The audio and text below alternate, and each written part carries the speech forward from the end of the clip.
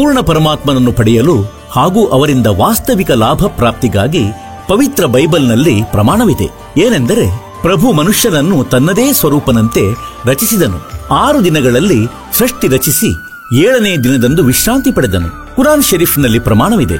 ಹಜರತ್ ಮಹಮ್ಮದನಿಗೆ ಭಗವಂತ ಸ್ವತಃ ಹೇಳುತ್ತಿದ್ದಾರೆ, ಅದೇನೆಂದರೆ, ನಾನು ನಿನ್ನನ್ನು ಪರಮಾತ್ಮನ ಮಹಿಮೆಯನ್ನು ಹೇಳಲು ಕಳುಹಿಸಿದ್ದೇನೆ. ಆ ಪರಮಾತ್ಮ ಕಬೀರಾಗಿದ್ದಾರೆ. ಅವರು 6 ದಿನಗಳಲ್ಲಿ ಸೃಷ್ಟಿ ರಚಿಸಿ ಅಂತೆಯೇ 7ನೇ ದಿನದಂದು ಗದ್ದುಗೆ ಮೇಲೆ ವಿರಾಜಿಸಿದರು. ಅವರ ಮಾಹಿತಿಯನ್ನು ಯಾರಾದರೂ ತತ್ವದರ್ಶಿ ಹತ್ತಿರ ಕೇಳಿ ನೋಡಿ. ಈ ಎಲ್ಲಾ ಗೂಢ ರಹಸ್ಯಗಳನ್ನು ತಿಳಿಯಲು ಅವಶ್ಯವಾಗಿ ಕೇಳಿ ಜಗದ್ಗುರು ತತ್ವದರ್ಶಿ ಸಂತ ರಾಮ್ಪಾಲ್ ಮಹಾರಾಜರ ಮಂಗಳ ಪ್ರವಚನ. ಆ ಜ್ಯೋತಿ ನಿರಂಜನನ ಆದೇಶದಿಂದ ದುರ್ಗೆಯು ಈ 3 ಪುತ್ರರನ್ನು, ಬ್ರಹ್ಮ, ವಿಷ್ಣು, ಮಹೇಶರನ್ನು ಸಾಗರ ಮಂಥನಕ್ಕೆ ಮೊದಲ ಬಾರಿ ಕಳುಹಿಸಿದಳು.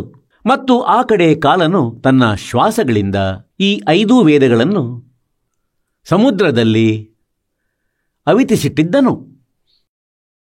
ಇವರು ಅಲ್ಲಿ ಸಾಗರ ಮಂಥನ ಮಾಡುವಾಗ ಕಾಲನು 4 ವೇದಗಳನ್ನಂತೂ ಪ್ರಕಟಿಸಿದನು. 5ನೇ ವೇದ ಸೂಕ್ಷ್ಮವೇದ ನಾಶಗೊಳಿಸಿದನು. ಅದರಲ್ಲಿ ಪೂರ್ಣ ಪರಮಾತ್ಮನ ವಿಶೇಷ ಮಾಹಿತಿ ಇತ್ತು. ಅವನನ್ನು ಪಡೆಯುವ ಮೆಥಡ್ ಇತ್ತು, ವಿಧಿ ಇತ್ತು. ನಂತರ ಬ್ರಹ್ಮನು ವೇದಗಳನ್ನು ಓದಿದನು. ಅದಕ್ಕಿಂತ ಮೊದಲು ಅವರ ತಾಯಿ ಹೇಳುತ್ತಾ ಇರ್ತಿದ್ಲು ಬ್ರಹ್ಮ, ವಿಷ್ಣು ಮತ್ತು ಮಹೇಶ್ವರರಿಗೆ. ಇವರು ಕೇಳ್ತಿದ್ದರೇನೆಂದರೆ, ಮಾತೆ, ನಮ್ಮ ತಂದೆ ಯಾರು? ಆಗ ದುರ್ಗೆ ಹೇಳ್ತಿದ್ಲು, ನಿಮಗೆ ಯಾವ ತಂದೆಯೂ ಇಲ್ಲ. ನನ್ನ ಹೊರತು ಯಾವ ಪ್ರಭು, ಯಾವ ಸ್ವಾಮಿಯೂ ಇಲ್ಲ. ನಾನೇ ಎಲ್ಲರ ತಾಯಿಯಾಗಿದ್ದೇನೆ ಮತ್ತು ನಾನೇ ಎಲ್ಲರ ತಂದೆಯಾಗಿರುವೆನು. ನಾನೇ ಪರಮಾತ್ಮ ಆಗಿರುವೆ.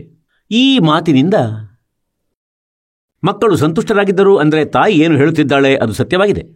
ನಂತರ ಬ್ರಹ್ಮನು ಓದಿದ 4 ವೇದಗಳನ್ನು ಅದರಲ್ಲಿ ಸ್ಪಷ್ಟಗೊಳಿಸಲಾಗಿದೆ. ಅಂದರೆ ವೇದಜ್ಞಾನ ನೀಡುತ್ತಿರುವ ಈ ಬ್ರಹ್ಮನೂ ಹೇಳುತ್ತಿದ್ದಾನೇನೆಂದರೆ, ಒಬ್ಬ ಪೂರ್ಣ ಪರಮಾತ್ಮನಿದ್ದಾನೆ. ಅವನದೇ ಸಾಧನೆ ಮಾಡಬೇಕು. ಅವನು ಸಾಕಾರನು, ಮನುಷ್ಯ ಸದೃಶನಾಗಿದ್ದಾನೆ ಮತ್ತು ಅವನು 3ನೇ ಮುಕ್ತಿಧಾಮದಲ್ಲಿ ಇರುತ್ತಾನೆ. ಆಗ ಬ್ರಹ್ಮನು ಸಂದೇಹ ವ್ಯಕ್ತಪಡಿಸಿದನು. ಏನೆಂದರೆ, ಮಾತೆ, ತಾವಂತೂ ಹೇಳುತ್ತಿದ್ರಿ ಅಂದರೆ ಬೇರೆ ಯಾವ ಪ್ರಭು ಇಲ್ಲ ಎಂದು.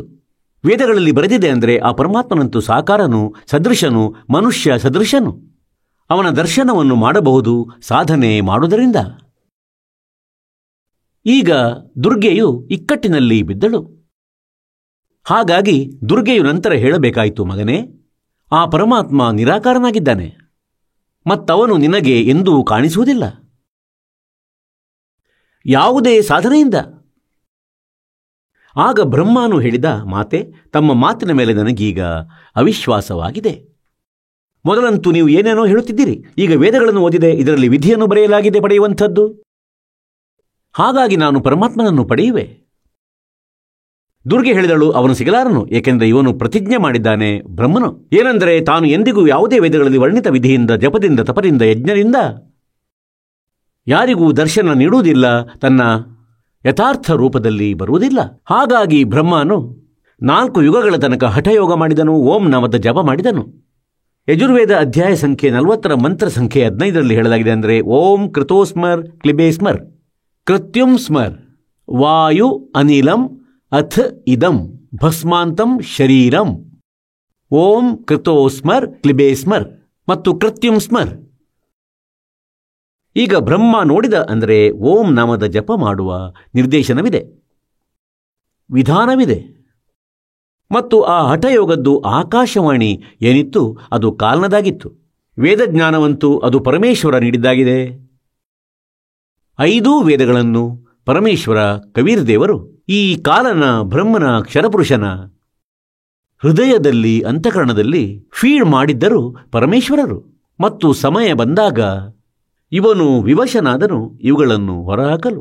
ಪರಮಾತ್ಮ ಕಬೀರ್ ದೇವರು ನಮ್ಮ ಮೇಲೆ ಬಹಳ ದಯೆ ಮಾಡಿದ್ದರು. ನಾವು ಬಹಳ ದೊಡ್ಡ ತಪ್ಪು ಮಾಡಿದ್ದೇವೆ.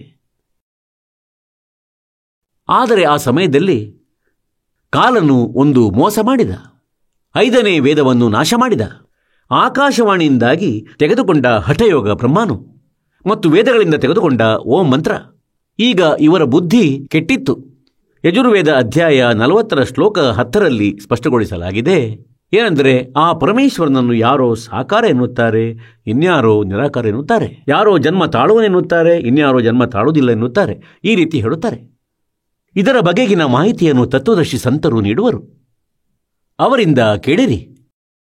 ಇದರಿಂದ ಸ್ಪಷ್ಟವಾಯಿತೇನೆಂದರೆ ವೇದಜ್ಞಾನವು ಕಂಪ್ಲೀಟ್ ಅಲ್ಲ, ಸಂಪೂರ್ಣ ಅಲ್ಲ, ಅಪೂರ್ಣವಾಗಿದೆ. ಅದಕ್ಕಾಗಿ ಸ್ಪಷ್ಟವಾಗಿ ಹೇಳಲಾಗಿದೆ ಅಂದರೆ ಆ ಪೂರ್ಣ ಪರಮಾತ್ಮನ ಯಥಾರ್ಥ ಮಾಹಿತಿಯನ್ನಂತೂ ತತ್ವದರ್ಶಿ ಸಂತರು ನೀಡುವರು. ಯಜುರ್ವೇದ ಅಧ್ಯಾಯ 40 ಶ್ಲೋಕ 17 ಅಂತಿಮ ಮಂತ್ರವಾಗಿದೆ. 40ನೇ ಅಧ್ಯಾಯದ್ದು ಮತ್ತು ಯಜುರ್ವೇದದ್ದು ಕೂಡ ಅಂತಿಮ ಮಂತ್ರವಾಗಿದೆ. 40ನೇ ಅಧ್ಯಾಯ ಅಂತಿಮ ಅಧ್ಯಾಯವಾಗಿದೆ. ಇದರಲ್ಲಿ ಈ ಬ್ರಹ್ಮ ಹೇಳ್ತಾನೆ, ನನ್ನದಂತೂ ಓಂ ಮಂತ್ರವಿದೆ ಮತ್ತು ಆ ಪರಮಾತ್ಮ ಪೂರ್ಣ ಪರಮಾತ್ಮನಂತೂ ಗುಪ್ತನಾಗಿದ್ದಾನೆ, ಪರೋಕ್ಷನು. ಅಂತೆಯೇ ಗೀತೆ ಅಧ್ಯಾಯ 15 ಶ್ಲೋಕ ಸಂಖ್ಯೆ 1 ಹಿಡಿದು 4 ಹೇಳಲಾಗಿದೆ ಏನೆಂದರೆ, ಮೇಲಕ್ಕೆ ಬೇರುಳ್ಳ ಮತ್ತು ಕೆಳಗೆ 3 ಗುಣರೂಪಿ ಶಾಖೆಯುಳ್ಳ ಇದು ಉಲ್ಟಾ ನೆತ್ತಾಡುತ್ತಿರುವ ಪ್ರಪಂಚರೂಪಿ ವೃಕ್ಷವಾಗಿದೆ. ಮತ್ತು ಯಾವ ಸಂತ ಇದನ್ನು ತತ್ವದಿಂದ ತಿಳಿದಿರುತ್ತಾನೆ, ಎಲ್ಲ ಪಾರ್ಟ್ಸ್ಗಳನ್ನು ತಿಳಿದಿರುತ್ತಾನೆ, ಅಂದರೆ ಎಲೆಗಳು ಯಾರು, ಬೇರು ಯಾವ ಭಗವಂತ, ಕಾಂಡ ಯಾರು, ಶಾಖೆಗಳು ಯಾರು, ರೆಂಬೆ ಯಾರು, ಹಾಗಾದರೆ ಅವನು ತತ್ವದರ್ಶಿ ಸಂತನು. ಹಾಗೆ ಪರಮೇಶ್ವರ ಕಬೀರ್ ದೇವರು ತನ್ನ ಸೂಕ್ಷ್ಮ ವೇದದಲ್ಲಿ, ತನ್ನ ಅಮರವಾಣಿಯಲ್ಲಿ, ಸಚ್ಚಿದಾನಂದ ಘನ ಬ್ರಹ್ಮನ ವಾಣಿಯಲ್ಲಿ, ಕಬೀರ ವಾಣಿಯಲ್ಲಿ, ಅರ್ಥಾತ್ ಈ ತತ್ವಜ್ಞಾನದಲ್ಲಿ ಹೇಳಿಟ್ಟಿದ್ದಾರೆ ಅಂದರೆ, अक्सर पुरुष एक पेड़ है, निरंजन वाकी डार और तीनों देवा शाखा है, ये पात रूप संसार. ಈಗ ನೆಲದಿಂದ ಹೊರಗೇನು ಕಾಣಿಸ್ತದೆ ಅದನ್ನು ಮರ ಎನ್ನುತ್ತಾರೆ. ಬೇರು ಪರೋಕ್ಷವಾಗಿದೆ, ಅದು ಗುಪ್ತವಾಗಿದೆ, ಅದು ಪೂರ್ಣ ಪರಮಾತ್ಮ ಪರಮಾಕ್ಷರ ಬ್ರಹ್ಮನು. ಹೀಗೆಯೇ ಯಜುರ್ವೇದ ಅಧ್ಯಾಯ ಸಂಖ್ಯೆ 40 ಮಂತ್ರ ಸಂಖ್ಯೆ 17 ಸ್ಪಷ್ಟಗೊಳಿಸಲಾಗಿದೆ ಆ ಪೂರ್ಣ ಪರಮಾತ್ಮನಂತೂ. ಈಗ ಇಲ್ಲಿ ಸ್ವಲ್ಪ ಬೆಳಕು ಚೆಲ್ಲಿ ತಮಗೆ ತೋರಿಸ್ತೇವೆ. ಅಂದರೆ ಯಾವ ಕಾರಣದಿಂದ ಈ ಎಲ್ಲ ಋಷಿ ಮಹರ್ಷಿಗಳು ಭ್ರಮಿತರಾಗಿದ್ದರು ಮತ್ತು ಕಾಲನ ತನಕದ ಸಾಧನೆ ಮಾಡಿ ಇವನದೇ ಜಾಲದಲ್ಲಿ ಸಿಲುಕಿಕೊಂಡು ಉಳಿದರು. ನೋಡಿರಂತೆ ಯಜುರ್ವೇದ ಮಹರ್ಷಿ ದಯಾನಂದ ಸರಸ್ವತಿ ಕೃತ, ಆರ್ಯ ಸಮಾಜದ ಪ್ರವರ್ತಕರು, ಪ್ರಕಾಶಕರು, ಸಾರ್ವದೇಶಿಕ್ ಆರ್ಯ ಪ್ರತಿನಿಧಿ ಸಭಾ 2/5 ಮಹರ್ಷಿ ದಯಾನಂದ ಭವನ, ರಾಮಲೀಲ ಮೈದಾನ, ಹೊಸದಿಲ್ಲಿಯಿಂದ. ಇದರ ಅನುವಾದಕರ್ತರು ಮಹರ್ಷಿ ದಯಾನಂದ ಸರಸ್ವತಿ. 40ಕ್ಕೆ 40 ಅಧ್ಯಾಯಗಳನ್ನು ಕೂಡ ಇವರೇ ಇದರ ಮುದ್ರಕರಾಗಿದ್ದಾರೆ. ಈಗ ಯಜುರ್ವೇದದ ಅಂತಿಮ ಅಧ್ಯಾಯದ ಅಂತಿಮ ಮಂತ್ರ 2-3 ಮಂತ್ರಗಳಿವೆ, ಖಂಡಿತ ನಿರ್ಣಾಯಕ ಜ್ಞಾನ ನೀಡುತ್ತವೆ. ಮೊದಲಂತೂ ಇದನ್ನು ನೋಡಿರಂತೆ ಗೀತೆ ಅಧ್ಯಾಯ 4 ಶ್ಲೋಕ 34 ಏನು ವರ್ಣನೆ ಇದೆ ಅಂದರೆ, ತತ್ವಜ್ಞಾನವನ್ನು ತತ್ವದರ್ಶಿ ಸಂತರಿಂದ ತಿಳಿದುಕೋ. ಈಗ ಇಲ್ಲಿಯೂ ಅದೇ ಇದೆ. ಇದು 40ನೇ ಅಧ್ಯಾಯವಾಗಿದೆ ಮತ್ತಿದು ಅದರ 10ನೇ ಮಂತ್ರ. ಹೇ ಮನುಷ್ಯರೇ, ಇವರದೇ ಅನುವಾದವಾಗಿದೆ.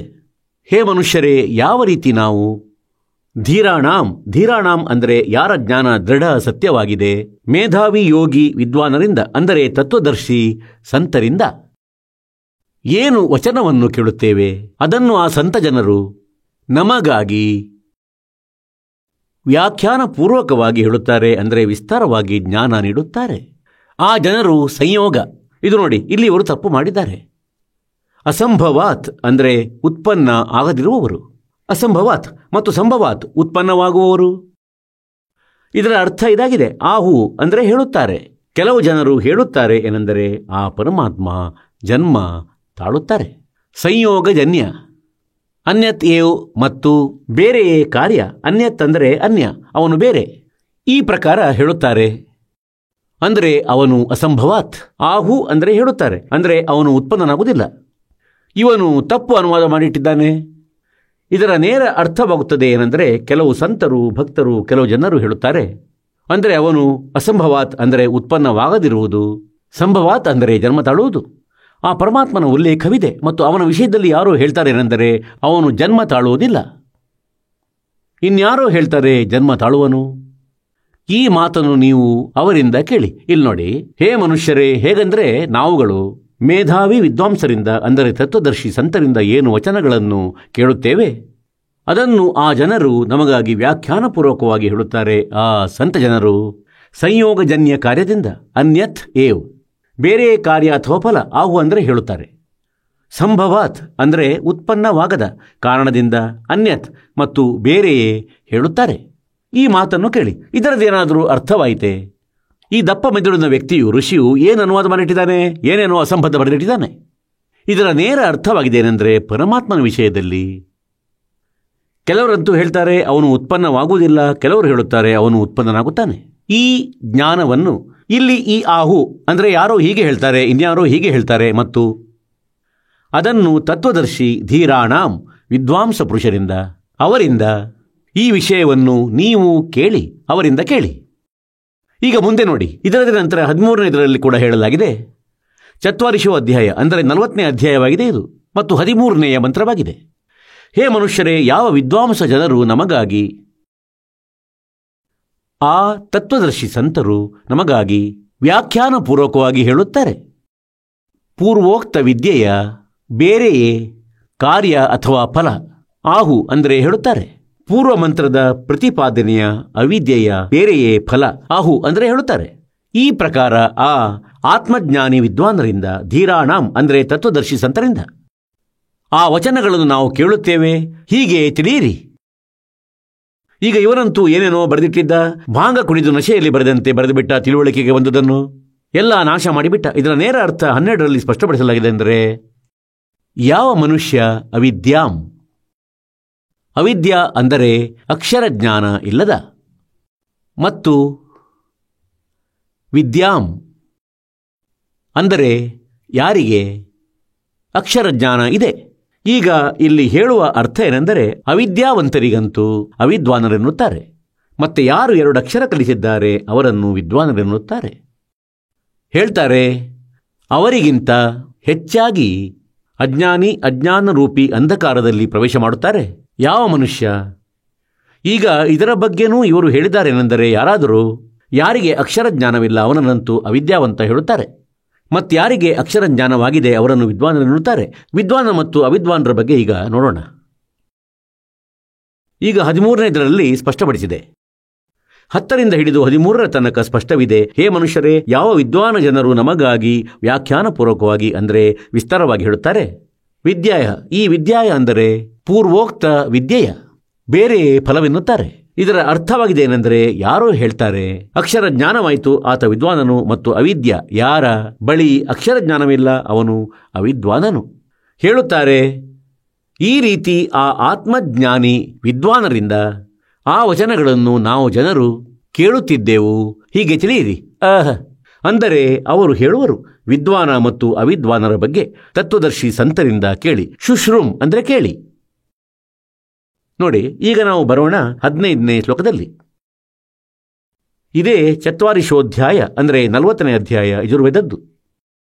ಈ 15ನೇದರಲ್ಲಿ ಏನು ಹೇಳಿದೆ? ವಾಯು ಅನಿಲಂ ಅಮೃತಂ ಅಥ ಇದಂ ಭಸ್ಮಾಂತಂ ಶರೀರಂ ಓಂ ಕೃತೋಸ್ಮರ್ ಕ್ಲಿಬೇ ಸ್ಮರ್ ಮತ್ತು ಕೃತ್ಯುಂ ಸ್ಮರ್.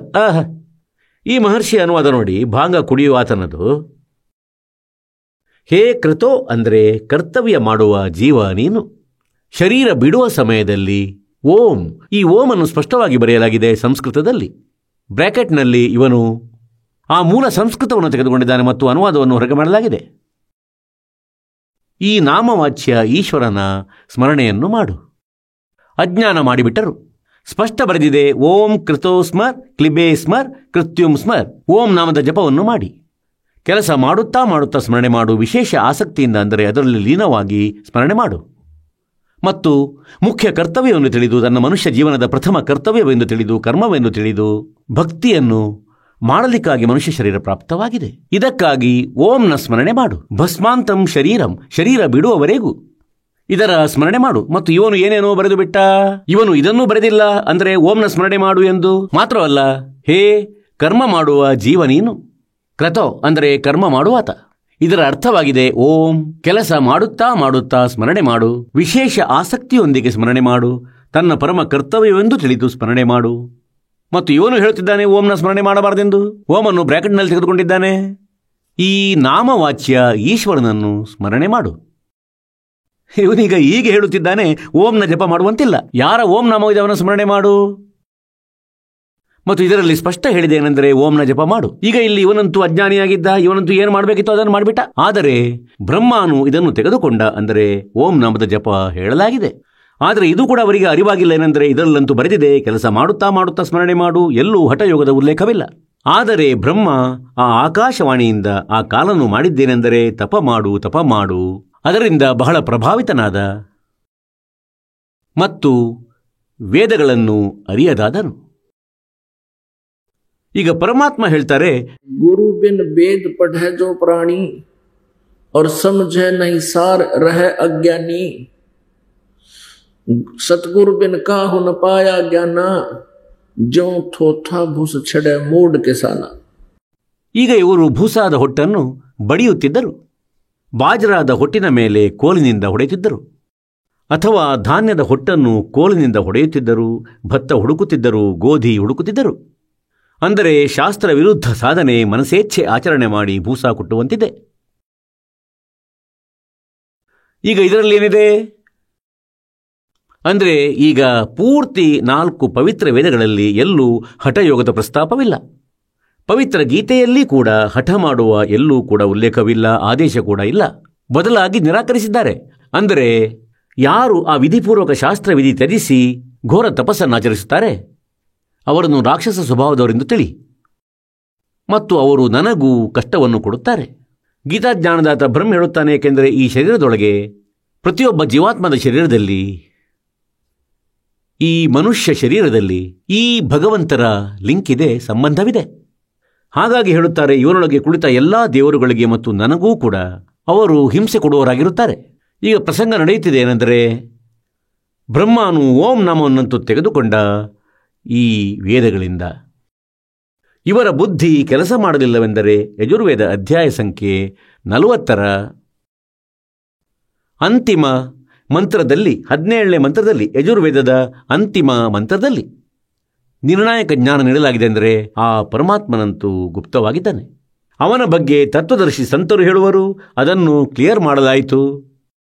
40ನೇ ಅಧ್ಯಾಯದ 15ರಿಂದ ಹಿಡಿದು ಮತ್ತು 13ರ ತನಕ ಈ 4 ಶ್ಲೋಕಗಳಲ್ಲಿ, 4 ಮಂತ್ರಗಳಲ್ಲಿ. ಮತ್ತು ಇಲ್ಲಿ ಹೇಳಿದೇನೆಂದರೆ, ಆ ಪರಮಾತ್ಮನು ಪರೋಕ್ಷನಾಗಿದ್ದಾನೆ ಮತ್ತು ನಾನು ಬ್ರಹ್ಮ್ ಸ್ವರ್ಗದಲ್ಲಿರುತ್ತೇನೆ, ಬ್ರಹ್ಮ ಲೋಕದಲ್ಲಿರುತ್ತೇನೆ, ಆಕಾಶದಲ್ಲಿ, ಆ ದಿವ್ಯ ಆಕಾಶದಲ್ಲಿರುತ್ತೇನೆ. ನಾನು ಬ್ರಹ್ಮ್, ನನ್ನ ಓಂ ನಾಮವಿದೆ. ಇದು ನೋಡಿರಂತೆ, ಇದು ಅದೇ ಯಜುರ್ವೇದವಾಗಿದೆ. ನಾವು ಇದನ್ನು ಈಗ ಓದಿದೆವು. ಈಗ 15ನೇಯದ್ದು ನಾವು ಓದಿದ್ದಾಯಿತು. ಈಗ ನಾವು 17ನೇದು ಓದೋಣ. ಇದು 17ನೇದ್ದು. ಚತ್ವಾರಿಶೋಧ್ಯಾಯ ಯಜುರ್ವೇದ ಭಾಷಾಭಾಷ್ಯ ಮತ್ತು 17ನೇ ಶ್ಲೋಕ. ಅನುವಾದ. ಹೇ ಮನುಷ್ಯರೇ, ಯಾವ ಜ್ಯೋತಿ ಸ್ವರೂಪ ರಕ್ಷಕ, ನನ್ನಿಂದ ಅವಿನಾಶಿ ಯಥಾರ್ಥ ಕಾರಣ, ಒಳ್ಳೆಯ ಮುಖದ ಸಮಾನ ಉತ್ತಮ ಅಂಗದ ಪ್ರಕಾಶ ಮಾಡಲಾಗುತ್ತದೆ. ಈಗ ಇವನು ಏನು ಹೇಳುತ್ತಿದ್ದಾನೆಂದರೆ, ನಾನು ಯಾವ ಪೂರ್ಣ ಪರಮಾತ್ಮನ ವಿಷಯದಲ್ಲಿ ಮಾಹಿತಿ ನೀಡುತ್ತಿದ್ದೇನೆ, ಯಾರು ಆ ಪ್ರಾಣ ಅಥವಾ ಸೂರ್ಯಮಂಡಲದಲ್ಲಿ ಅವನು ಪೂರ್ಣ ಪರಮಾತ್ಮನಾಗಿದ್ದಾನೆ. ಅವನು ಪರೋಕ್ಷ ರೂಪ, ಅವನಂತೂ ಪರೋಕ್ಷ ರೂಪದಲ್ಲಿದ್ದಾನೆ. ಅವನು ಪರೋಕ್ಷನು, ಗುಪ್ತನಾಗಿದ್ದಾನೆ. ಅವನು ಮೂಲ ಪರಮಾತ್ಮ. ಹೇಗೆಂದರೆ, ಮರದ ಬುಡ ಅಂದರೆ ವೃಕ್ಷದ ಮೂಲ ಪರೋಕ್ಷವಾಗಿರುತ್ತದೆ ಜಮೀನಿನಲ್ಲಿ. ಹಾಗಾಗಿ ಇದನ್ನು ಸ್ಪಷ್ಟಪಡಿಸಲಾಗಿದೆ ಏನೆಂದರೆ, ಅವನು ಪೂರ್ಣ ಪರಮಾತ್ಮನು. ಅವನು ಸೂರ್ಯಮಂಡಲದಲ್ಲಿ ಪೂರ್ಣ ಪರಮಾತ್ಮನಾಗಿದ್ದಾನೆ ಮತ್ತವನು ಪರೋಕ್ಷನಾಗಿದ್ದಾನೆ. ಅವನು ಪರೋಕ್ಷನು. ಮತ್ತು ನಂತರ ಹೇಳ್ತಾನೆ ಅಹಂ. ಈ ವೇದಜ್ಞಾನದಾತ ಬ್ರಹ್ಮ ಹೇಳುತ್ತಾನೆ, ಅಹಂ, ನಾನು. ಖಂ ಅಂದರೆ ಆಕಾಶದಲ್ಲಿ, ದಿವ್ಯ ಆಕಾಶದಲ್ಲಿ ನಾನು ಬ್ರಹ್ಮನಾಗಿದ್ದೇನೆ. ಬ್ರಹ್ಮ್. ಇಲ್ಲಿ ನೋಡಿ, ಯೋ ಅಸವಾದಿತ್ಯೆ ಪುರುಷಃ ಸೋ ಅಸಾವಹಂ. ಅಸೌ ಅಹಂ, ಇದು ಅಸೌ.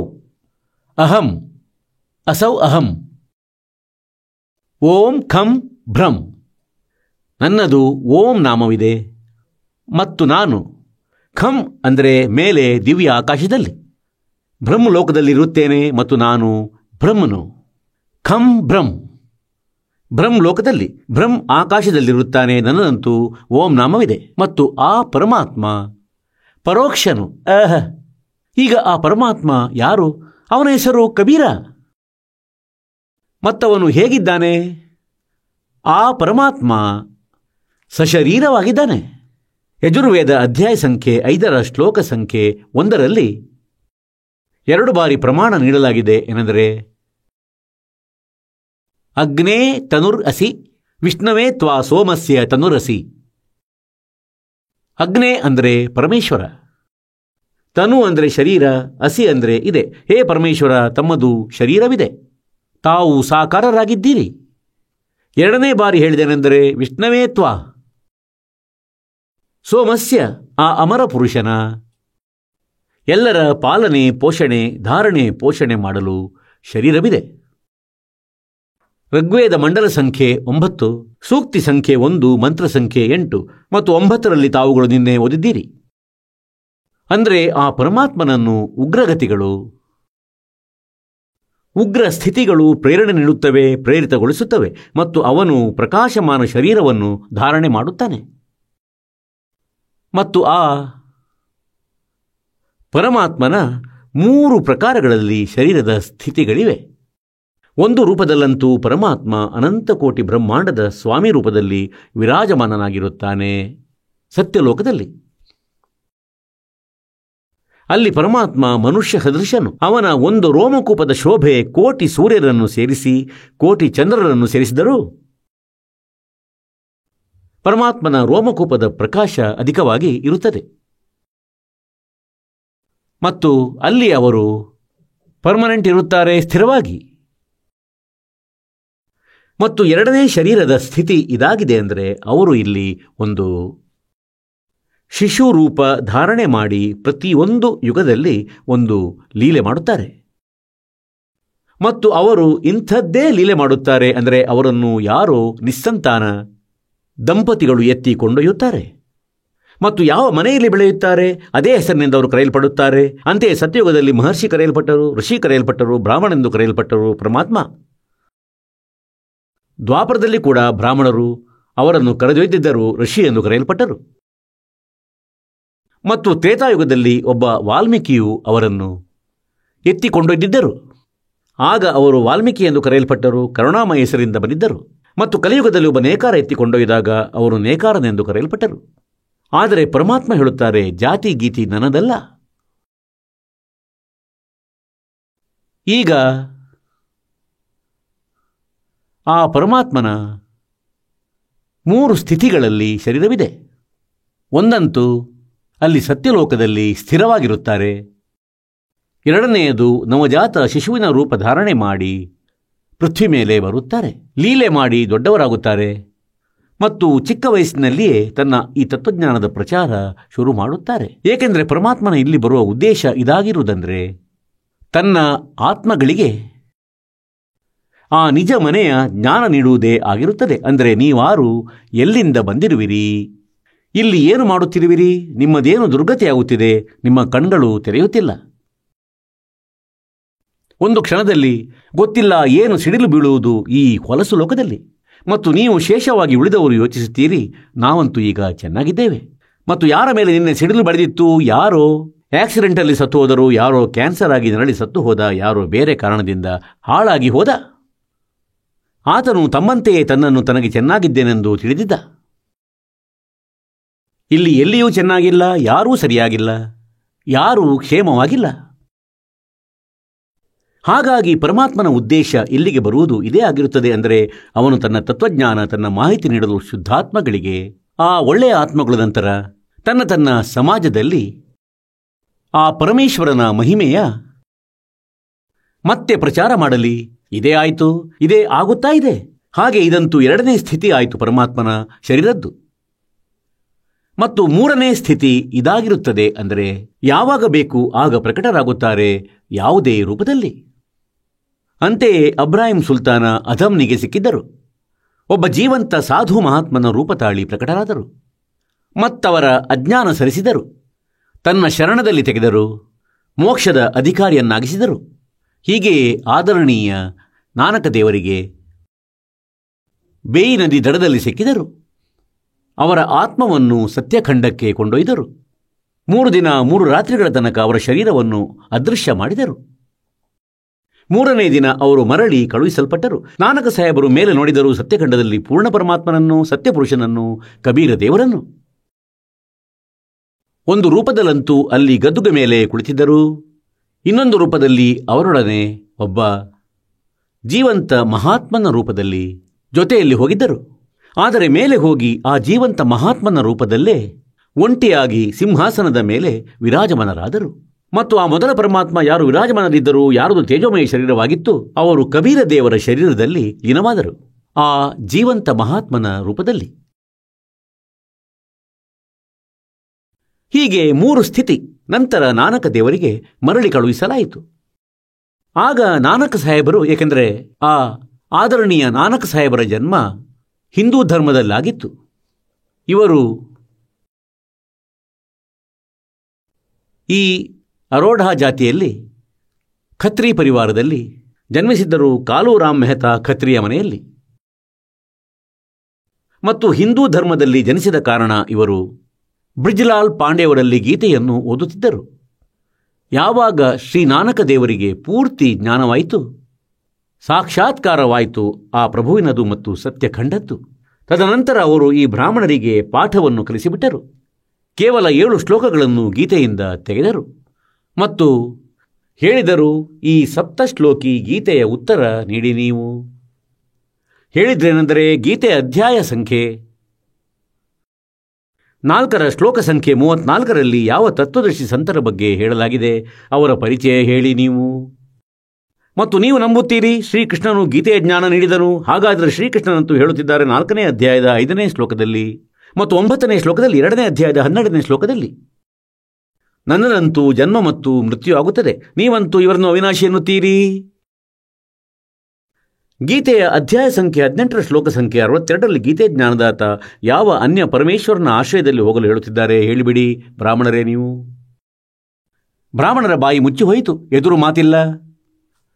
ಮತ್ತು ಬ್ರಾಹ್ಮಣರು ಮತ್ತೇನು ಮಾಡಿದರು ಅಂದರೆ, ಅವರ ತಂದೆ ಕಾಲೂರಾಮ್ ಮೆಹ್ತಾರಿಗೆ ಹೇಳಿದ್ರೇನೆಂದರೆ, ನಿಮ್ಮ ಮಗ ನಾಸ್ತಿಕನಾಗಿದ್ದಾನೆ, ಬ್ರಹ್ಮ ವಿಷ್ಣು ಮಹೇಶರ ಬಗ್ಗೆ ಯದ್ವಾ ತದ್ವಾ ಮಾತಾಡುತ್ತಾನೆ. ಆಗ ಅವರ ತಂದೆ ಕೂಡ ಬಹಳ ಕಠೋರವಾಗಿ ವಿರೋಧ ಮಾಡಿದರು ಮತ್ತು ಅವರ ಮಾತನ್ನು ಒಪ್ಪಲಿಲ್ಲ ಅಂತಿಮ ಶ್ವಾಸದ ತನಕ. ಮತ್ತು ನಾನಕ ಸಾಹೇಬರು ಇವರದ್ದನ್ನು ಹೇಗೆ ತಾನೇ ಒಪ್ಪುವರು, ಅವರಂತೂ ಕಣ್ಣಾರೆ ನೋಡಿದ್ದರು ಭಗವಂತನನ್ನು. ಹಾಗೆ ಅವರು ಕೂಡ ಯಾರದ್ದನ್ನು ಒಪ್ಪಲಿಲ್ಲ, ಅಂತೆಯೇ ದೃಢ ಭಕ್ತರಾಗಿದ್ದರು. ಇವರಿಗೆ ಪರಮಾತ್ಮ ಬಂದು ಸಿಗುತ್ತಾರೆ, ಇದು ನಿಯಮವಾಗಿದೆ ಪರಮೇಶ್ವರನದು. ಮತ್ತು ಇಂತಹ ಲೀಲೆಯನ್ನು ಕೇವಲ ಕಬೀರ ಭಗವಂತನು ಮಾಡಿದನು. ಇದರಿಂದ ಸ್ಪಷ್ಟವಾಯಿತೆನೆಂದರೆ, ಕಬೀರ್ ಈಸ್ ಗಾಡ್. ಹಾಗಾಗಿ ಪುಣ್ಯಾತ್ಮರೇ, ಆ ಪರಮೇಶ್ವರರು ಇಲ್ಲಿಗೆ ಬರುತ್ತಾರೆ.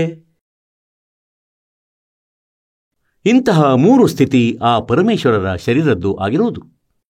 ಇದಕ್ಕಾಗಿ ಋಗ್ವೇದ ಮಂಡಲ ಸಂಖ್ಯೆ 9 ತಮಗೆ ಪುನಃ ತೋರಿಸುತ್ತೇವೆ. ಪುಣ್ಯಾತ್ಮರೇ, ತಮಗೆ ಹೇಳಿದೇನೆಂದರೆ, ನೀವು ವಿದ್ಯಾರ್ಥಿಗಳು ಮತ್ತು ಫೈನಲ್ ಎಕ್ಸಾಮ್ ತನಕ ವಿದ್ಯಾರ್ಥಿಗಳು ತಮ್ಮ ಸಿಲೆಬಸ್ ಅನ್ನು ಮನನ ಮಾಡುತ್ತಲೇ ಇರಬೇಕಾಗುತ್ತದೆ. ಇಲ್ಲವಾದರೆ ಮತ್ತೆ ಮರೆತು ಹೋಗುತ್ತದೆ. ಎಕ್ಸಾಮ್ನಲ್ಲಿ ವಿಚಲಿತರಾಗುತ್ತಾರೆ. ಎಲ್ಲಿಯವರೆಗೆ ತಾವು ಪ್ರಪಂಚದಲ್ಲಿ ಇರುತ್ತೀರೋ ಅಲ್ಲಿಯವರೆಗೆ ತಾವು ವಿದ್ಯಾರ್ಥಿಗಳು.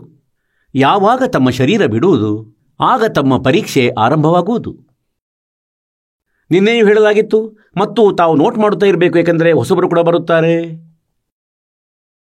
ಶರೀರ ಬಿಟ್ಟ ಮೇಲೆ ತಮ್ಮ ಸೂಕ್ಷ್ಮ ಶರೀರವಿರುತ್ತದೆ. ಈ ಶರೀರವಂತೂ ಇದ್ದು ಬಿಡುತ್ತದೆ ಇಲ್ಲಿ. ಈ ಶರೀರದ ಮಾಧ್ಯಮದಿಂದ ನಾವು ಹೇಗೆ ಅಭ್ಯಾಸ ಪ್ರಾಕ್ಟೀಸ್ ಮಾಡಿದ್ದೇವೆ, ಎಷ್ಟು ಭಕ್ತಿಯನ್ನು ಸಂಪಾದಿಸಿದ್ದೇವೆ, ಅದು ಸೂಕ್ಷ್ಮ ಶರೀರದಲ್ಲಿ ಉಳಿದು ಬಿಡುತ್ತದೆ. ಅದೇ ಸ್ವಭಾವ, ಅದೇ ಕ್ರಿಯೆಗಳು, ಅದೇ ಭಾವ ಮತ್ತೆ ಮುಂದುವರಿದು ನಾವು ಯಾವಾಗ ಇಲ್ಲಿಂದ ಹೊರಡುತ್ತೇವೆ ಆವಾಗ ನಮ್ಮ ಪರೀಕ್ಷೆಯಾಗುತ್ತದೆ. ಆಗ ಆ ಸಮಯದಲ್ಲಿ ಈ ಜ್ಞಾನ ತಮಗೆ ನೆನಪಿರುವುದು. ಆಗ ಕಾಲನ್ನು ತಮ್ಮನ್ನು ವಿಚಲಿತಗೊಳಿಸಲಾರನು. ಈಗ ನಿಮಗೆ ತೋರಿಸುತ್ತೇವೆ ಋಗ್ವೇದ ಮಂಡಲ ಸಂಖ್ಯೆ 9 ಸೂಕ್ತಿ ಸಂಖ್ಯೆ 1 ಮತ್ತು ಮಂತ್ರ ಸಂಖ್ಯೆ 8 ಮತ್ತು 9ರಲ್ಲಿ. ಅಂತೆ ನಿನ್ನೆ ಕೂಡ ತೋರಿಸಲಾಗಿತ್ತು. ಇದು ನೋಡಿ, ಪ್ರಕಾಶಕರು ಸಾರ್ವದೇಶಿಕ್ ಆರ್ಯ ಪ್ರತಿನಿಧಿ ಸಭಾ, ಮಹರ್ಷಿ ದಯಾನಂದ ಭವನ, ರಾಮಲೀಲಾ ಮೈದಾನ, ಹೊಸದಿಲ್ಲಿ. ಇದು ಇವರು ಅಂತೆಯೇ ತಪ್ಪು ಹೇಳಿದ್ದಾರೆ. ಇಲ್ಲಿ ಮಹರ್ಷಿ ದಯಾನಂದ ಕೃತಿಕಾರರಲ್ಲ. ಈ ಹೆಸರು, ಈ ಮುದ್ರೆ ಹೀಗೆ ಹಾಕುತ್ತಿದ್ದರು ಇವರದು. ಏಕೆಂದರೆ ಎಲ್ಲಿ ಮಹರ್ಷಿ ದಯಾನಂದರ ಹೆಸರು ಬರೆಯುವರೋ ಆಗ ಈ ವೇದ ಪುಸ್ತಕ ಮಾರಾಟವಾಗುತ್ತಿತ್ತು. ಇವರು ಅಂಗಡಿ ತೆರೆದಿಟ್ಟಿದ್ದರು. ಈ ಅಡ್ಡಾದಿಡ್ಡಿ ಅಜ್ಞಾನ ಮಾಡಿ ಯದ್ವಾತೊದ್ದ ಮಾಡಿ ವೇದಗಳ ಅನುವಾದ. ಮತ್ತು ಎಲ್ಲಿ ಇವನ ಮಹರ್ಷಿಯ ಮುದ್ರೆ ಹಾಕಿದ್ದು ಸಿಕ್ಕಿತ್ತು. ಆಗ ಅವರೆಲ್ಲ ಕೊಂಡುಕೊಂಡರು, ಬುದ್ಧಿವಂತ ಜನರು. ಇಲ್ಲವಾದರೆ ಅವರು ಕೊಳ್ಳುತ್ತಿರಲಿಲ್ಲ. ಮುದ್ರಕರು, Prince Offset Printers, 1510 Pataudi House, Daryaganj, Hosadilli. ಈಗ ಈ ಕಾನ್ಸೆಪ್ಟ್ ಕ್ಲಿಯರ್ ಮಾಡಬೇಕಾಗಿದೆ, ಏಕೆಂದರೆ ಈ ಪ್ರಶ್ನೆ ಮಧ್ಯದಲ್ಲಿ ಬಂದುಬಿಡ್ತು. ಅಂದರೆ ಈ ದಯಾನಂದರ ಅನುವಾದಿತ ಅಲ್ಲ 9ನೇ ಮಂಡಲ, 9 ಮತ್ತು 10ನೇದು. ಈಗ ತಮಗೆ ಈ ಕಾನ್ಸೆಪ್ಟ್ ಕ್ಲಿಯರ್ ಮಾಡುತ್ತೇವೆ. ಅಂದರೆ ಇದೇನು ಇವರು ತಪ್ಪು ಮಾಡಿದ್ದಾರೆ, ಬರೆದಿದ್ದಾರೆ. ಇದರಲ್ಲಿ ಮಹರ್ಷಿ ದಯಾನಂದ ಸರಸ್ವತಿ ಕೃತರು. ಈ ದಯಾನಂದರ ಅನುವಾದ ಇಲ್ಲ ಇದರಲ್ಲಿ. ಇದರಿಂದ ಸ್ಪಷ್ಟವಾಗುವುದು. ಇದು ನೋಡಿ, ಇವರೊಬ್ಬರು ಮಹಾತ್ಮರು. ಶ್ರೀಪಾದ್ ದಾಮೋದರ್ ಸಾತವಲೇಕರ್, ಋಗ್ವೇದ ಭಾಷ್ಯಂ. ಭಾಷ್ಯಕಾರರು ಮಹರ್ಷಿ ದಯಾನಂದ ಸರಸ್ವತಿ. ಋಗ್ವೇದದ ಕೇವಲ 1 ರಿಂದ 6 ಮಂಡಲ ತನಕ ಇವರು ಅನುವಾದಗೊಳಿಸಿದರು ಅಷ್ಟೇ. ಇದರ ನಂತರ ಇವರ ಮೃತ್ಯುವಾಯಿತು. ಅದರ ಬಳಿಕ ಶ್ರೀಪಾದ್ ದಾಮೋದರ್ ಸಾತವಲೇಕರರು 7 ರಿಂದ ಹಿಡಿದು 10 ಮಂಡಲ ತನಕ ಅನುವಾದ ಮಾಡಿದ್ದಾರೆ. ಇವರು ಸುಳ್ಳರು ಬಹಳ ಇದ್ದರು. ಈ ಆರ್ಯ ಸಮಾಜದ ಆಚಾರ್ಯರು ಇವರು ಸುಳ್ಳಿನ ಸಹಾಯದಿಂದಲೇ ತಮ್ಮ ಅಂಗಡಿ ನಡೆಯಿಸಿಟ್ಟಿದ್ದರು. ಈ ಆರ್ಯ ಸಮಾಜದ ಆಚಾರ್ಯರು ಖಂಡಿತವಾಗಿಯೂ ಸುಳ್ಳರು. ಇದು ತಮ್ಮೆದುರಲ್ಲಿ ಇದೆ. ಇವರು ತಮ್ಮ ಅಂಗಡಿಯನ್ನು ನಡೆಯಿಸಿಟ್ಟಿದ್ದಾರೆ. ಈ ವೇದಗಳನ್ನು, ಸತ್ಯಾರ್ಥ ಪ್ರಕಾಶವನ್ನು ಮಾರಿ ಮತ್ತಿವರು ತಮ್ಮ ಈ ಕೆಲಸವನ್ನು ನಡೆಸುತ್ತಿದ್ದರು. ಮತ್ತು ಯಾವಾಗ ಇವರ ಗುಟ್ಟನ್ನು ಈ ದಾಸನು ತೆರೆದಿಟ್ಟನೋ ಇವರಿಗೆ ಉರಿ ಹತ್ತಿಬಿಟ್ಟಿತು. ಇವರು ಯೋಚಿಸಿದರು, ನಿಮ್ಮ ಅಂಗಡಿ ಮುಚ್ಚುವುದು. ಈ ಕರೋಂಥ ಕಾಂಡ ಮಾಡಿಸಿದರು, ನಾಶ ಮಾಡಿಸಿದರು. ಇವರಂತೂ ಜನತೆಯ ನಾಶಕರು. ಇವರು ಮೊದಲಿಂದಲೇ ಮಾಡುತ್ತಾ ಬಂದಿದ್ದಾರೆ. ಆದರೆ ಈಗ ವರ್ತಮಾನದಲ್ಲಿ ಇಂದಿನಿಂದ 600 ವರ್ಷಗಳ ಮೊದಲಿನಂತಹ ಮಾನವರಿಲ್ಲ. ಬಹಳ ಬುದ್ಧಿಯುಳ್ಳವರಾಗಿದ್ದಾರೆ ಮತ್ತು ಪ್ರತಿಯೊಬ್ಬ ಮನುಷ್ಯನ ತಂತ್ರವನ್ನು ಅರಿಯುತ್ತಾನೆ. ಮಾತಾಡುತ್ತಲೇ ವಿಮರ್ಶೆ ಮಾಡುತ್ತಾನೆ. ಈತ ಏನು ಹೇಳುತ್ತಿದ್ದಾನೆ, ಈತನ ಉದ್ದೇಶ ಏನಿರಬಹುದು. ಈಗ ಋಗ್ವೇದ ಮಂಡಲ ಸಂಖ್ಯೆ 9 ಪುನಃ ತೋರಿಸ್ತೇವೆ. ಅದರಲ್ಲಿ ಏನು ಅನುವಾದ ಮಾಡಲಾಗಿದೆ. ಒಂದು ವೇಳೆ ಈ ಮಹರ್ಷಿ ದಯಾನಂದ ಇದರ ಅನುವಾದ ಮಾಡಿದ್ದರೆ ಇದರ ನಾಶ ಮಾಡುತ್ತಿದ್ದ. ಖಂಡಿತವಾಗಿಯೂ ಏನು ಅರಿವಿಗೆ ಬರಲು ಬಿಡ್ತಿರಲಿಲ್ಲ. ಕೃತಜ್ಞತೆ. ಇವನು ಬೇಗ ಹೋಗಿಬಿಟ್ಟ 59 ವರ್ಷಗಳ ವಯಸ್ಸಿನಲ್ಲಿ. ತದನಂತರ ಪುನಃ ಇವರು ಬೇರೆ ಆಚಾರ್ಯರು ಸೇರಿಕೊಂಡು ಅಲ್ಪ ಸ್ವಲ್ಪ ಸರಿ ಅನುವಾದ ಮಾಡಿದರು. ಅದನ್ನು ಇಂದು ನಾವು ನಿಮಗೆ ತಿಳಿಸಲು ಅನುಕೂಲವಾಗುತ್ತಿದೆ. ಇಲ್ಲವಾದರೆ ದಾಸನಿಗಂತೂ 100% ವಿಶ್ವಾಸವಿತ್ತು. ಏನೆಂದರೆ ಆ ಮಾಲೀಕನು ಏನು ವಚನಗಳನ್ನು ಹೇಳಿದ್ದರು ಅದು ಫೈನಲ್ ಎಂದು. ಮತ್ತು ಯಾವ ಮಹಾಪುರುಷರು ಪರಮಾತ್ಮನನ್ನು ನೋಡಿದ್ದರು ಅಂದರೆ ಆದರಣೀಯ ಗರೀಬ್ದಾಸ್ ಸಾಹೇಬರು, ಊರು ಚುಡಾನಿ, ಜಿಲ್ಲೆ ಝಜ್ಜರ್, ಹರಿಯಾಣದವರು. ಇವರಿಗೂ ಪರಮೇಶ್ವರರು ಬಂದು ಸಿಕ್ಕಿದ್ದರು. ಹೀಗೆಯೇ 3ನೇ ಸ್ಥಿತಿಯಲ್ಲಿ ಜೀವಂತ ಮಹಾತ್ಮನ ರೂಪದಲ್ಲಿ ಬಂದಿದ್ದರು. ಹೇಗೆಂದರೆ ಶ್ರೀನಾನಕ ದೇವರಿಗೂ ಸಿಕ್ಕಿದಂತೆ. ಹೀಗೆಯೇ ಆದರಣೀಯ ದಾದು ಸಾಹೇಬರಿಗೂ ಸಿಕ್ಕಿದ್ದರು. ಹಾಗೇನೆ ಆದರಣೀಯ ಘಿಸಾದಾಸ್ ಸಾಹೇಬರಿಗೆ ಸಿಕ್ಕಿದ್ದರು, ಖೇಖಡಾದವರಿಗೆ, ಈಗಿನ ಉತ್ತರ ಪ್ರದೇಶದ ಮೀರತ್ ಜಿಲ್ಲೆಯಲ್ಲಿ. ಅದೇ ರೀತಿ ಆದರಣೀಯ ಮಲುಕ್ದಾಸ್ ಸಾಹೇಬರಿಗೂ ಸಿಕ್ಕಿದ್ದರು. ಮಲುಕ್ದಾಸರು ಅರೋಡಾ ಜಾತಿಯಿಂದಾಗಿದ್ದರು, ಖತ್ರಿ ಜಾತಿಯಿಂದ.